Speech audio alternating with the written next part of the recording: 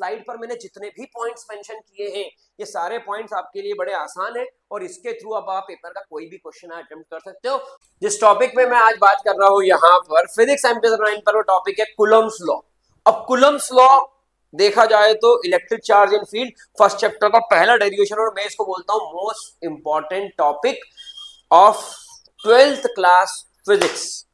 Physics MP में गब्बर आनंद शुक्ला गब्बर की army में आपका स्वागत करता हूं। ज्वाइन करिए गब्बर की आर्मी, सब्सक्राइब करके बेल आइकन क्लिक करिए और फिजिक्स को इस तरीके से पढ़ाऊंगा कि आपका पूरा फिजिक्स का बेस जेडब्ल्यू और नीट लेवल तक का प्रिपेयर हो जाएगा।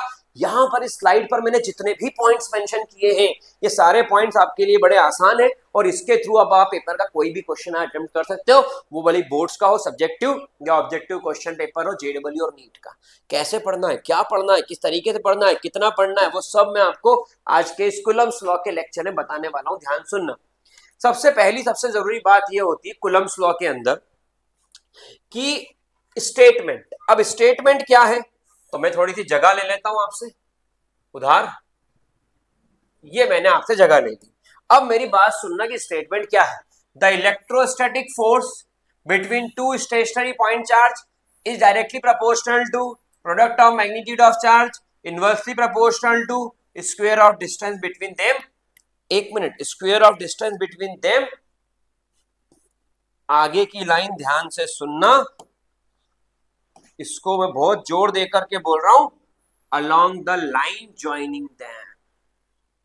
ये स्टेटमेंट ऐसा का ऐसा याद कर लेना। आप स्टेट बोर्ड दे रहे हो तो, आप सेंट्रल बोर्ड दे रहे हो तो भी इसके जो अब एक्सप्रेशन पढ़ाऊंगा उसकी जरूरत पड़ेगी। The electrostatic force between two charges, between two charges, ये रहा एक चार्ज, ये रहा दूसरा चार्ज, इनके बीच की ये जो डिस्टेंस है वो डिस्टेंस कितनी है, the distance between the charges will be R. ठीक है।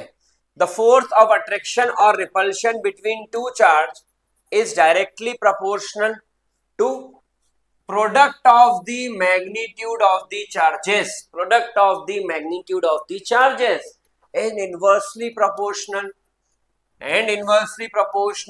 to the square of distance between them, inversely proportional to the square of distance between them।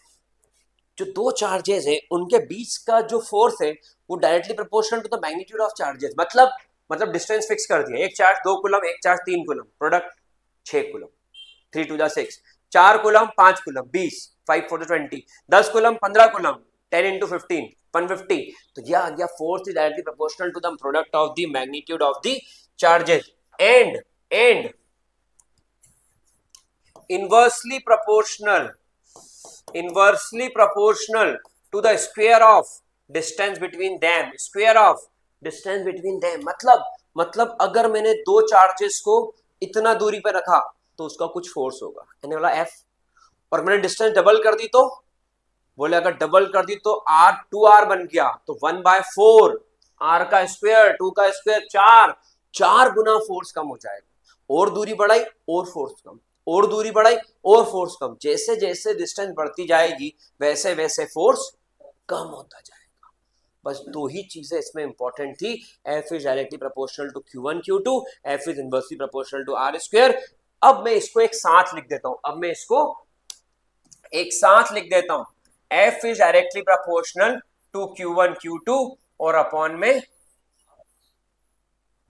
या फोर्स का फॉर्मूला। ठीक है, ये जो मैंने एक्सप्रेशन यहां पर आपको निकाल के दिया, F is directly proportional to Q1 Q2 upon R square. अब इसको ध्यान समझना,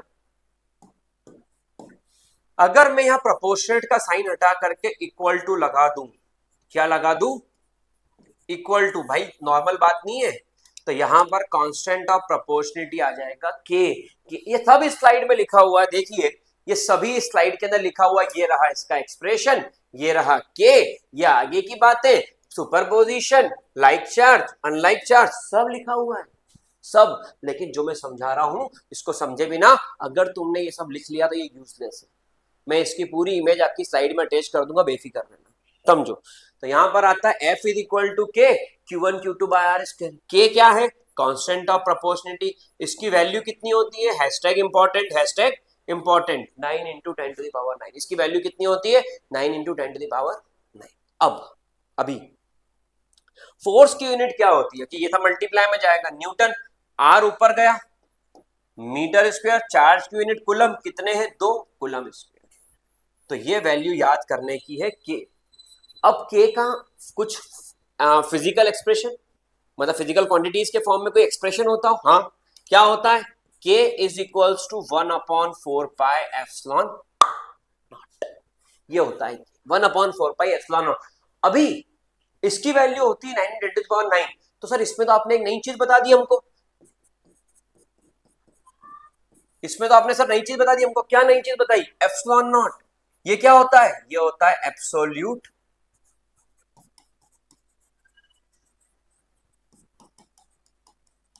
परमिटिविटी। ये क्या होता है एब्सोल्यूट परमिटिविटी, ये यहां पर ये रहा एप्सिलॉन नॉट, ठीक है, ये epsilon not absolute permittivity of free space. ये क्या होता है मैं वो भी बताऊंगा, लेकिन आपको मेरी बात सुनना पड़ेगी, आपको मेरी बात सुनना पड़ेगी, क्योंकि मैंने क्या बोला इस साइड को तो पूरा याद कर लेना। तो आपका जेडब्ल्यू दो, नीट दो या बोर्ड्स दो, स्टेट सेंट्रल कोई सा भी, पूरा इसमें से ही आएगा।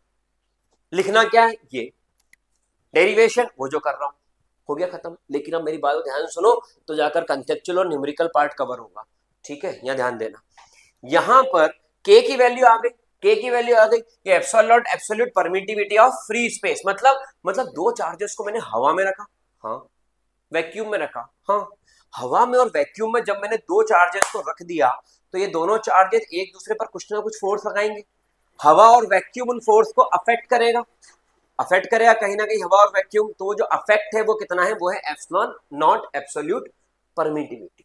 अब इसकी वैल्यू कितनी होती है 8.85, ये वैल्यू भी याद रखना है, 10⁻⁻12।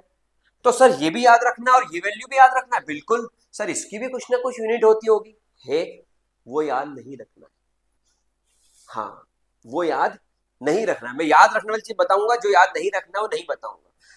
के की यूनिट क्या थी, के की यूनिट थी न्यूटन मीटर स्क्वायर पर कूलम स्क्वायर, ये के की यूनिट थी।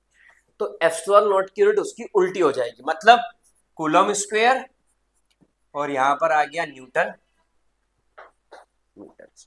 तो एप्सिलॉन नॉट की वैल्यू हो गई 8.85 10⁻12 coulomb square upon newton metre square. क्या यहां तक की भी मेरी बात समझ में 100% क्लियर, कोई दिक्कत इसके अंदर। अब मान लो एक मिनट के लिए कि यहां पर कोई मीडियम आ जाता, मतलब यही दोनों चार्ज, मैंने इसके अंदर पानी भर दिया, क्या भर दिया, और यही दोनों चार्ज मैंने उठा करके यहां पर रख दिए। एक चार्ज है यहां पर Q1, एक चार्ज है यहां पर Q2, और यहां पर इसकी डिस्टेंस कितनी है R। लेकिन अब क्या आ गया, पानी का उसका रिफ्रैक्टिव इंडेक्स बोल रहा हूं, पानी के उसमें क्या होगा, रिलेटिव परमिटिविटी। एब्सोल्यूट तो है ही सही, हवा, पानी में भी हवा है, लेकिन रिलेटिव परमिटिविटी मतलब एक्स्ट्रा कितना अफेक्ट होगा दोनों चार्ज पे फोर्स। पहले अगर फोर्स 80 न्यूटन था, तो अब कितना हो जाएगा, तो बढ़ेगा कि कम होगा, कम होगा, एग्जैक्टली कम हो जाएगा। तो कम कितना होगा, तो मेरी बात को ध्यान सुनना, F is equal to 1/4 pi epsilon naught Q1 Q2 upon R square. लेकिन यहां पर एक और चीज आ जाएगी, वो आ जाएगी एप्सिलॉन, और ये किसका आ गया, ये force in any particular medium. और ये जो मैंने यहां पढ़ाया, ये कूलम्स लॉ है, दो चार्ज के बीच में फोर्स कितना लगेगा वो इस तरीके से निकाला जाता है। ये आपकी कॉपी में होना चाहिए। अब आपको आती दिक्कत थ्योरी की, कि सर थ्योरी का क्या करेंगे, तो थ्योरी में आपको इसके बाद पूरी समझा दे रहा हूं, जैसे स्टेटमेंट समझा दिया, ये समझा दिया, अब आगे यहां तक का क्लियर होगा। अगर क्लियर है सब्सक्राइब करके बेल आइकन क्लिक करिए, उससे मुझे मोटिवेशन मिलता है और इस तरीके के और वीडियोस मैं आपके लिए बना कर देता जाऊंगा। यहां पर आइए थ्योरी, पहला पॉइंट, पहला, इट इज वैलिड, ये कहां एप्लीकेबल है, it is valid for point charges at rest separated at distance much larger than size. Charge का जो साइज है उससे बहुत ज्यादा डिस्टेंस पर जब कोई दो चार्ज रखे हुए हैं separated by distance and at rest, charge rest में है, चार्ज के साइज से बहुत ज्यादा डिस्टेंस पर है, तो ही एप्लीकेबल है, नहीं तो ये एप्लीकेबल नहीं होगा। So it is valid for point charges that rest separated by distance much larger than the size. पहली काम की बात याद है। दूसरा, अगर मैं इसको वेक्टर फॉर्म में कन्वर्ट करूं, वेक्टर फॉर्म में, तो ये आ गया formula 1/4πε0 q1 q2 by r²। लेकिन आप बोलते हो डायरेक्शन भी दे दो, तो कहां से कहां फोर्स काउंट कर रहे हो? Force on 1/2, force on q1 by q2, force on 1/2। तो यहां पर आ गई डिस्टेंस इन दोनों की r cap r12, r cap r12। इस तरीके से आप इस क्वेश्चन को अटेम्प्ट कर सकते हो, ठीक है। इसके बाद में हम आगे बढ़ते हैं। यहां पर और कुछ काम की बात, हाँ एक मिनट, न्यूटन का third law, to every action there is equal and opposite reaction, action and reaction both takes place on different object. यहां पर देखिए आप, अगर यहां पर फोर्स लग रहा है, फोर्स ऑन 1/2, तो यहां पर भी फोर्स लग रहा होगा, फोर्स ऑन 2/, और इन दोनों की डायरेक्शन भी क्या है? इन दोनों की डायरेक्शन भी अलग अलग है। तो इसलिए न्यूटन का थर्ड लॉ एप्लीकेबल है, क्योंकि डायरेक्शन अलग अलग है।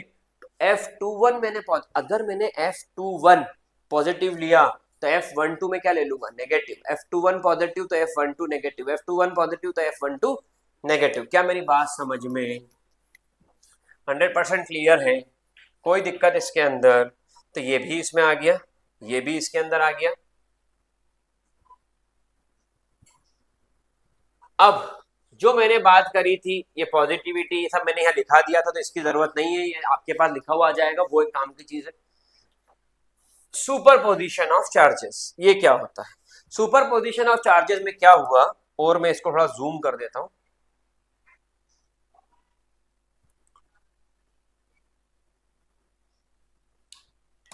ये the net electrostatic force on a charge due to several other charges, बहुत सारे चार्जेस रखे, और किसी एक चार्ज के ऊपर आप फोर्स चेक कर रहे हो, मतलब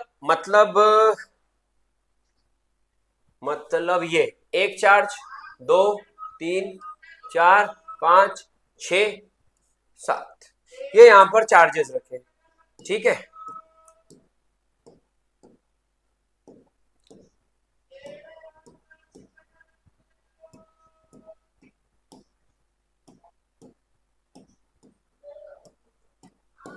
और ये यहां पर भी एक चार्ज रखा, ठीक है। ये सब चार्जेस इसके ऊपर क्या लगा रहे हैं? फोर्स लगा रहे हैं। ये रहा फॉर्मूला।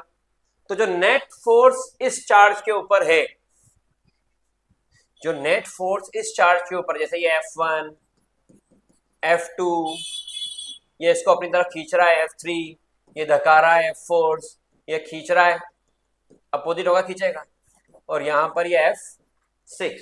तो यहां पर ये चार्जेस हैं जो इनको अपनी तरफ खींच रहे हैं।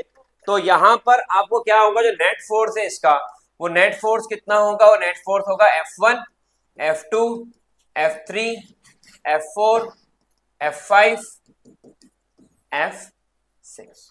ये नेट फोर्स है जो इन चार्जेस के ऊपर लगेगा। अब आपने बोला सर चार्ज 6 तक ही हो सकते हैं क्या? नहीं, तो चार्जेस क्या हो सकते हैं? इनफाइनाइट। तो यहां डॉट डॉट डॉट डॉट, ठीक है। इसे कहते हैं सुपरपोजिशन ऑफ चार्ज। तो principle of superposition of charge, net electrostatic force on a charge due to several other charges is the vector sum. Sum भी कैसा? Vector sum. ये वेक्टर सम, vector sum क्यों बोला? क्योंकि इसके अंदर मैग्नीट्यूड भी होगी और इसका डायरेक्शन मिलना पड़ेगा। कोई अट्रैक्ट कर रहा है, कोई रिपल कर रहा है, कोई अट्रैक्ट कर रहा है, कोई रिपल कर रहा है, डायरेक्शन लेना पड़ेगी, तभी जाकर के अट्रैक्शन वाले पॉजिटिव तो रिपल्शन वाले नेगेटिव, या रिपल्शन वाले पॉजिटिव तो अट्रैक्शन वाले नेगेटिव। तो इसलिए वेक्टर सम ऑफ। अब यहां पर ये जो एक्सप्रेशन आया इसमें यहां पर भी क्या लगेगा? वेक्टर। अब exerted on it by each charge individually, ये individually, ठीक है। तो आई थिंक ये वाली बात भी मेरी बिल्कुल क्लियर हो गई होगी। और इस तरीके सुपरपोजिशन ऑफ चार्ज इन्होंने यहां पर दिखाया भी है, सुपरपोजिशन ऑफ चार्ज यहां पर दिखाया भी है, आपको समझ में आया होगा। अब ये रहा, ये सुपरपोजिशन ऑफ चार्ज। तो इसके ऊपर ये वाला चार्ज इधर है, ये वाला चार्ज इधर है, ये वाला चार्ज इधर है, ये सब इसके फोर्सेस। यूनिट क्या होती है कूलम्ब्स लॉ में? फोर्स है, फोर्स की न्यूटन, डायमेंशनल फार्मूला mLT-2। और जो याद रखने वाली बात है वो ये कि F directly proportional to Q1 Q2 और inversely proportional to R square, जो कि आपके गब्बर ने आपको बता दिया है पहले ही, ताकि आप पेपर करके आओ। अब काम की बात, एक लास्ट काम की बात, लाइक चार्जेस, यहां भी पॉजिटिव यहां भी पॉजिटिव, फोर्स कैसा लग रहा है? फोर्स का नेचर बदलेगा, डायरेक्शन बदलेगी, लेकिन मैग्नीट्यूड बदलेगा। और अनलाइक चार्जेस, ये पॉजिटिव ये नेगेटिव, तो ये इसको खींचेगा अपनी तरफ, ये इसको, डायरेक्शन दोनों की फिर अपोजिट, डायरेक्शन दोनों की तब भी अपोजिट थी, लेकिन अब टुवर्ड्स दी ईच अदर है। तो unlike charge attract each other by the force, कितना? By the force F is equal to K, और similar charge repel each other by the force F is equal to, force same है लेकिन अगर opposite है तो attraction और similar है तो रिपल्शन। अगर मैग्नीट्यूड चार्ज का सेम है, डिस्टेंस सेम है तो प्लस प्लस है तो रिपल्शन सेम फोर्स, और प्लस माइनस है तो अट्रैक्शन सेम फोर्स। ये जो पूरी कहानी मैंने तुमको यहां पर सुनाई, ये कहानी आपके लिए बहुत इंपॉर्टेंट है, इसको नोट डाउन कर लीजिएगा और सब्सक्राइब करके बेल आइकन क्लिक कर। वीडियो कैसा लगा कमेंट बॉक्स में जरूर लिखे, कि अगर आप वीडियो के इस पोजीशन तक पहुंचे हैं कि आप अभी तक मुझे देख रहे हैं तो जरूर से लिखिए, और क्या और सुधार चाहिए, क्या मैं इसमें न्यूमेरिकल ऐड कर दूं या इसमें कॉन्सेप्चुअल क्वेश्चन ऐड कर दूं, आप खुद बताइए, मैं आपको प्रोवाइड करूंगा। Thank you so much for being here. पढ़िए, खूब अच्छा पढ़िए। जय हिंद, जय भारत।